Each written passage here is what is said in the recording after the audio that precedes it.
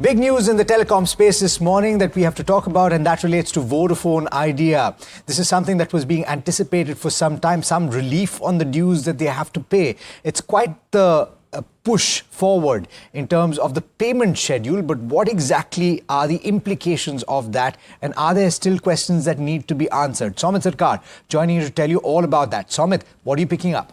Definitely a positive news coming in for Vodafone Idea at this moment, given the fact that for the next 10 years, they don't have to make any substantial payment when it comes to AGR.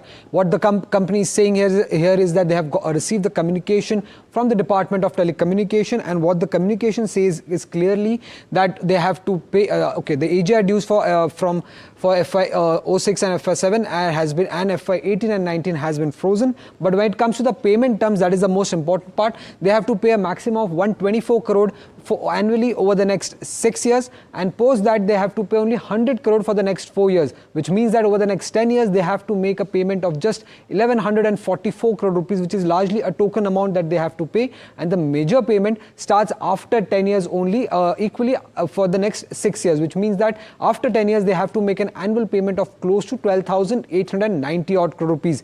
But for the next 10 years, this AGR payment issue is largely not a problem now coming in for Vodafone Idea. Moreover, they're also saying that the Department of Telecommunication will form a committee to reassess the AGR dues. Now, the AGR dues, as per the company's last statement, stood at close to 78,500 crore rupees. And earlier, the company had made a presentation where they believed that the actual AGR due was just 21,000 crore rupees. So it will be important to track what the committee decision comes in on how much amount they are waiving off. But at this moment, for the next 10 years, there won't be any issue when it comes to the AGR payment dues specifically for Vodafone Idea. Now, they are estimated to generate a free cash flow of close to 10,000 crore rupees, and going forward, this amount could increase depending on how the company's performance goes going forward. But at this moment, for the next 10 years, there is no issue coming in for Vodafone Idea, at least for the AGR payment dues.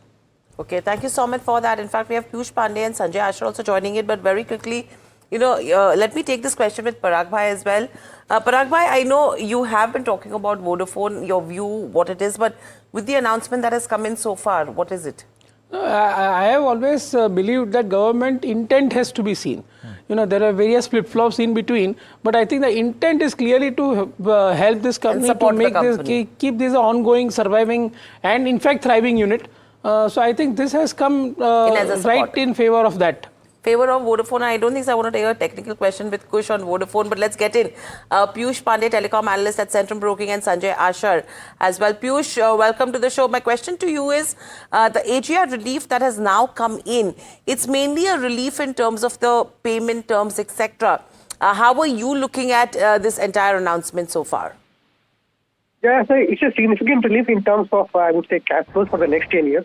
Okay. And so the payments are mostly, I would say, very minimal for the next 10 years. And thereafter they would have to make the payment, say, from FY 36 to FY 41. But I would say one concern still remains, like, they still have to make the spectrum payment in the coming years.